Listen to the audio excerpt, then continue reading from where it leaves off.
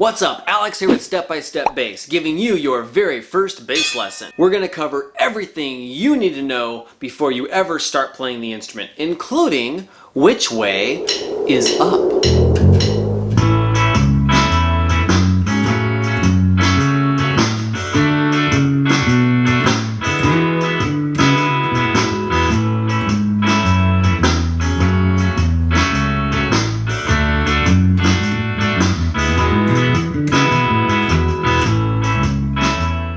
In this lesson, we're going to start off by learning the string names and all the other parts of the bass, what they're called and what they do. Then we're going to explore some options for holding your bass, whether you're sitting down or standing up. Finally, we're going to go over setting up your amp, learning about the controls on your bass, and getting you plugged in so you can start making some noise today. If you enjoyed this lesson, please give me a thumbs up on the video and subscribe to my channel. That way you don't miss any future lessons. If you want to know about the gear that I'm using in this video, or any other gear that I might recommend, I'll put some links in the description below. For this lesson, all you will need is a bass, a cable, and an amp. So get geared up, and let's get into it. There are two main parts to your bass. There's the body, which is this big chunk here, and there's the neck, which goes off in this direction. Let's look at the body first, starting with the jack. We've got a 1/4 inch jack near the bottom of the instrument. The job of the jack is to send sound out of the bass through a cable and into an amp. Again, we call it a 1/4 inch jack, and that should fit any standard guitar pick cable or bass cable. Also on the bottom here, we have the bridge. The bridge's job is to hold the strings in place on the body. As the string comes out of the bridge, it lays down on a small piece of metal called a saddle, and that's where the string is actually making contact with the instrument. You can make some adjustments on your saddle to get the bass sounding and feeling just the way you want to, but I wouldn't recommend that unless you know what you're doing. We also have pickups right here laying underneath the strings. Their job is to take the electromagnetic vibrations of the strings and send them through the electronics and out the jack, down the cable, into your amp, and to your ears. So the pickups are picking up the sound of the strings vibrating. You will have some electronic controls on the front of your instrument, these knobs here. Sometimes you have some switches as well. Now you can control the sound from these electronics, volume and other features. We're going to look at those later on. You also have access to these electronics. Back here, you see this back panel. Some basses will have electronics on the front panel, which would include generally a pick guard. And of course, you're going to have a spot on the body here at the bottom and here at the top to clip in your strap. While we're talking about straps, I want to recommend Straplocks to you. I have Straplocks on every single bass, and I've done so for years. The idea of a strap lock is you put a specific piece of hardware here, replacing the original piece of strap hardware, and you put the other piece, the receiving end, on your strap, and they fit together quite nicely. Now, this thing is not going to come off. I can easily remove this, easily. Okay, there we go. I can't do this. So it's got this little pull release thing. I gotta pull on that in order to get this baby off of there. Chances are it's not gonna fall off. I've tried a lot of different strap locks over the years, and I just want to recommend Shaler. I think they do a great job. I have no affiliation to them. If you want to check out their strap locks, I'll put a link in the description for you. The neck is where we get to make note choices on our instrument. The neck goes from about here to up here. The face of the neck is called our fingerboard or our fretboard, and that's where we get to make our note choices by pushing down on the strings. We have these metal pieces, and those are called frets. We get to hold our finger down behind the fret in order to, again, make our note choices. Now you'll notice you have dots on the neck. They appear both on the fretboard as well as on the side of the neck, right there. The dots are completely arbitrary, just an easy way to find what fret you're looking for. Most basses will have a dot every odd fret, not including the first one, from 3, 5, 7, 9. We skip 11 because at 12 we get the double dot. Then you get dots again every odd fret past that, starting with 15, 17, etc. At this side of the neck we have what's called the nut, and that is where the strings make contact with the neck. Everything past the nut is going to be called the headstock. That's this big chunk of wood up here. After the strings go past the nut, they go around these machine heads here. This is a tuning peg, so we can turn the tuning peg, which in turn turns the machine head, which then tightens or loosens the string so we can tune to the note that we're looking for. The neck has one last really critical feature. It's called a truss rod. Picture a metal rod running the entire length of this neck. You have strings that are pulling on the neck this way, and it's actually a really incredible amount of tension that those strings are using to pull on that neck. And the neck needs to pull back this way. That's the truss rod's job, is to provide opposing tension for the strings. Well, if the truss rod is too tight, the strings are going to lay down the neck. If the truss rod is too loose, the strings are going to be really high off the neck, and we call that high action, and they'll be really hard to play. So we can use the truss rod to make adjustments. Again, I don't recommend you making these adjustments on your own until you've had a lesson on them. You can always take your bass to a luthier, which is someone who works on guitars, and you can pick their brain a little bit and find out more about this and maybe have them do a tune-up on your instrument. Well, that takes care of bass anatomy. Let's learn the names of our strings. Okay, your string names from low to high are... Whoa, whoa, whoa, whoa. Stop the show. Before we move on, we need to make sure that you know which way is up. Up and down. Let me ask you this. Where is your lowest string? It's your thickest string because it makes the lowest note. There's my thickest string, and it makes the lowest note on my instrument. If I were to move up from there, I'd be going to a higher string, which is closer to the earth. If I move up a string, I'm going this way. If I move down a string, I'm going this way. That's confusing, isn't it? It's more confusing when I talk through it. Your low string is the one that's closest to your chin, closest to the ceiling, closest to the sky. You get the idea. There's my thickest string, and it makes the lowest note on my instrument. What about the neck? Where are your lowest notes on the neck? They are over here. I'll say down here because that's where my low notes are. If I move up from there, in other words, if I move in this direction, I will get higher and higher notes. If I move in this direction, I'm going to get lower notes. I'm going to move down the neck, which is this way, and I'm going to move up the neck, which is this way. All this up and down stuff can be really confusing, but when you start thinking about the notes and prioritize those in your thinking of what is up and down, it all seems far more rational. Okay, now that we know which way is up and down, let's learn our string names. Your lowest string is called E. That's just what we call it. It plays the note E, so we call it an E. There's your E string. Your next string up is your A string. Your next string up is your D string, and your highest string is your G. Of course, this is all for a 4-string bass, so if you play a 5 or 6 string, things change a little bit. Your lowest string is probably going to be a B, and if you play a 6 string, your highest string is probably going to be a C. So from low to high, we have E, A, D, and G. This is the only homework I'm going to give you for this lesson. You're getting off super easy today. One piece of homework, that's it. Easy, you can do this. Memorize your string names. You can't learn notes, you can't learn where you're at, you can't learn anything until you know what the names of your strings are. Say it with me. E, A, D, G. What? That's too hard? Okay, fine. We'll make the homework even easier. We'll say, everybody always does great. Positive thinking, I like that. We could also use this sentence. Elephants ate Dad's guitar. I'd love to hear what you can come up with to memorize your string names E, A, D, and G. Go ahead and post it in the comments for me. Now that we have the anatomy, the string names, and the whole up and down thing all taken care of, let's take a look at how you hold a bass. You have 2 main options when you hold your bass. You can either stand up or you can sit down. That's pretty much it. When you're standing up, you will be wearing a strap. Now the strap can be worn at different lengths. You can wear it here, or here, or here. Wearing your bass here tends to be seen more in heavy metal or hard rock, and it will give you a little bit better access maybe to your lowest notes. Wearing your bass up here tends to have more of a jazz connotation to it, and gives you better access to your higher notes on the instrument. The most important thing is to experiment with different strap lengths. Find out what works best for you and for your style of playing.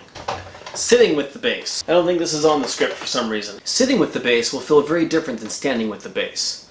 I've taken my strap off because I don't really need it. The bass is going to rest in my lap.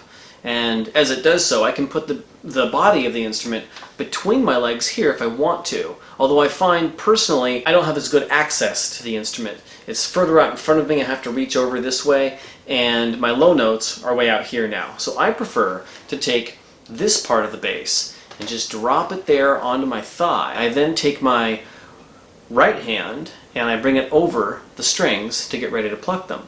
Now my forearm is actually holding this whole thing in place. So as you can see, I can drop the neck down by using less pressure on my forearm, or bring the neck back up, and I'm not having to use my hands to control the instrument. As far as the position of the instrument, I can control the position of the instrument by just moving my forearm. At that point, I have my right hand here, I can pluck the strings here, and my left hand is free to move around. Practice your bass both standing and sitting. It'll feel very different in both situations. If you're only used to playing it one way, you're not going to be able to play it very well the other way. So if you want to be able to play standing or sitting, practice it both ways. Okay, let's get you plugged in. Now before we get you plugged in, I want to go over some basics about your amp. I am not going to try to go into great detail about all the ins and outs of bass amps today. I just want to give you enough information to get you started safely. Let's take a look at what we have. First, we have the input. That is where your guitar cable is going to go. So you're going to plug into the input. You may have a single input or you may have multiple. If you have multiple inputs, they may or may not be marked with 0 dB or minus 15 dB or something like that. You also may or may not have a button that gives you a 0 dB or a minus 15 dB or some kind of dB change. dB stands for decibels, and some basses have a very high output, and you want to hit that minus button to decrease the, to balance that with the amp basically. So if you have a battery in your bass is active, and that means that you have an onboard preamp in the bass that's driving an extra hot signal. So at the amp, you want to counter that extra hot signal and take that down just a little bit. That's what the minus 15 dB jack or the minus 15 dB button is for. If you don't have a battery in your bass, then you have a passive instrument, in which case you want to go ahead and not press the minus button or plug into the 0 jack or the regular jack. Again, this is going to look very different on different amps, but with this information you should be able to troubleshoot and figure out what those dBs are doing for you. Next here we have EQ. So on my bass here I've got bass, mid, and treble. You will likely have some EQ on your bass amp. And this is going to be the same as on a car stereo or a home theater system, where if you bring up the bass, you're going to hear more boomy sounds, and if you bring up the treble, you're going to hear more high-end sounds, and same with the mids, and so on and so forth. For now, I want your EQ zeroed out to 0. That generally means the dial should be at 12 o'clock. Now you'll notice on mine, it's got a 1 through 10 marking. 5 is really 0 at that point, where you're neither boosting nor cutting the EQ. You don't want them all the way down to the bottom at 1. You also might have the 0 number at the 12 o'clock position, in which case they'll have minus going to the left and plus going to the right. You may have nothing, no markings, number markings whatsoever on your EQ, in which case just put it at 12 o'clock. Wherever you think the middle is, put your EQ in the middle. You can always play with it more later and dial in the sound that you're looking for. So getting your signal at the right level using the dB button, if it's available, and zeroing out your EQ is probably among the most important things we can do. When it comes to volume, bass amps can be very, very powerful. So put your volume all the way down to start. Now when you plug in, you're going to want your onboard volume, so the volume of your actual bass guitar, you're going to want that all the way up. Keeping your volume high gives you the fullest tone that you can. A lot of guitar players will actually turn down their volume, and you can do that with the guitar. I wouldn't recommend it with the bass. Keep your bass at full volume. It's on your amp that you're going to adjust your volume, not on your bass. Now if your amp has gain and volume, put the gain up just a little bit. The gain is essentially a preamp. So if you turn up the gain more, it's going to exponentially affect your volume. For bass, generally put the gain up just a little bit and then control your volume with the volume knob as you normally would. Some other things you might see are aux levels. This amp has an aux input, so basically a phone or something else that you want to plug into it that you can put some other sound or some music through here. This will control the level of that. So I've got two aux inputs, 1/4 inch and 1/8 inch. I like to plug my phone into this one and just bring up some songs and play along to the songs. And again, I can control the volume of my auxiliary input, is what that stands for, using the aux level. You're going to see I have HF mute, which is high frequency mute. I keep that on to keep the high frequencies down. You've got ultra low, ultra high. These are just things that Ampeg puts on some of their amps. It's an EQ thing. So push the buttons, see what they do, find the sound that you're looking for. Okay, if you've got your amp dialed in, we are ready to plug in the bass. Now make sure your amp is off. You can get some pretty loud, disgusting pops from your amp if you plug in your bass while the amp is on. So amp off, everyone. Now plug in one end of your guitar cable to your amp and plug the other end into your bass. Again, this goes into the 1/4 inch jack, and a 1/4 inch jack will usually be on the bottom here, or it could be on the front. If your bass has a front facing jack, I like to use a right angle cable on there. Just keeps you from bumping into things. Okay, let's go ahead and turn this thing on. Might take it a second to warm up. Okay, ready? 1, 2, 3, go! Wait a minute. I've got no sound coming out of my amp. Did we do something wrong? Well, maybe, but more than likely, you have your volume on your bass off. Let's take a minute and look at the controls on the bass to see what's going on there. Now, just like amps, bass controls are going to vary widely in what they offer. How many knobs you have on the instrument, what they do, that kind of a thing. So we're going to look at two of the most common setups. This is a passive bass. That means the signal it's sending to the amp is not quite as hot. When I look around, I don't find a 9-volt battery on it. On a lot of passive basses, you're going to see volume, volume, and tone. And those are the three knobs that I have here. So the upper volume controls the upper pickup, the middle knob, the lower volume, controls the lower pickup, and the last one is called tone. Tone, you can kind of think of that as like a high EQ setting, like a treble EQ setting. So it just makes it a little more pingy when you turn it up, and it makes it a little more of a dead sound when you turn it down. So if I hit my string again and I start pulling up these volume knobs, then we're going to start hearing it coming out of the amp. My default wants to be volume all the way up, so once you've identified your volume knob or volume knobs, turn them all the way up, and my advice is you leave them there. Mess with your tone knob if you want to dial in the tone a little bit, and look for further control of your sound at the amplifier. As with everything we're talking about today, experiment, see what you like, and find the sound that works for you.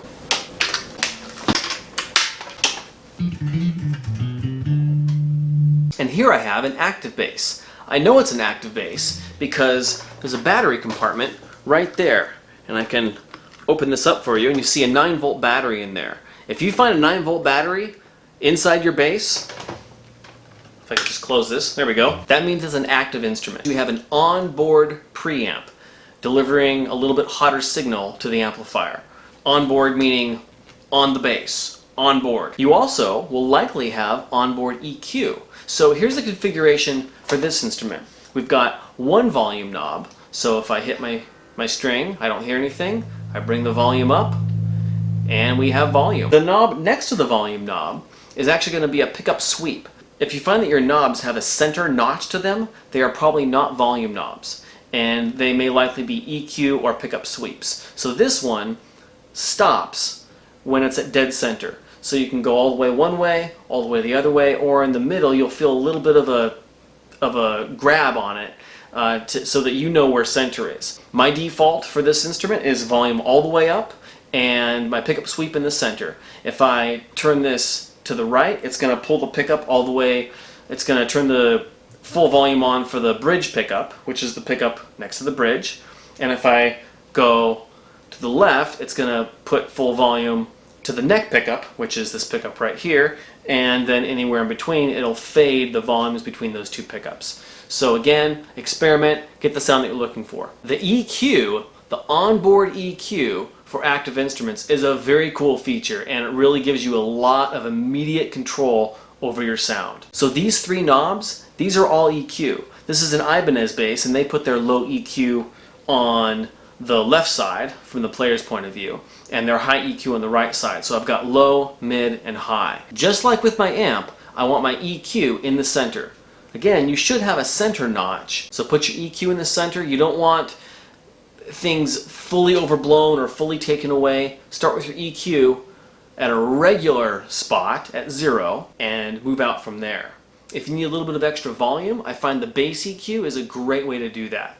So I can hit my note, but if I turn up my bass EQ, I get a much bigger volume there. Don't leave your active bass plugged in. If your active bass, which means it has a battery on it, is plugged in, the preamp is turned on. It's activated by you plugging in that instrument. And if you plug it in and are not playing it, it will drain that battery pretty quickly. Usually I find within a couple of days or a week or so. Just to save your battery, unplug your bass when you're not using it. I have seen batteries last for years and years and years as long as you're unplugging the instrument. So keep that active bass unplugged. Okay, let's fire it up. Make sure your amp is dialed in with the levels. Make sure that you're plugged into your amp and your bass. After that, go ahead and turn your amp on, bring your bass levels up, make sure it's not too loud, and give it a whirl. The right hand is going to be responsible for plucking the strings, and the left hand is going to be holding down your notes. But we're going to get to that in a different lesson. I hope you found this lesson informative and useful. Remember, every bass player had to pick up a bass for the very first time. So don't let the bass intimidate you, and really try and focus on enjoying the process of learning. Be sure to check out my basic technique lessons to get you started off right. And don't miss out on future lessons. Be sure to hit that subscribe button as well as the notification bell. That way you will get notified every time I release a video. I'll see you in the studio. Well, that didn't work either. Practice your bass.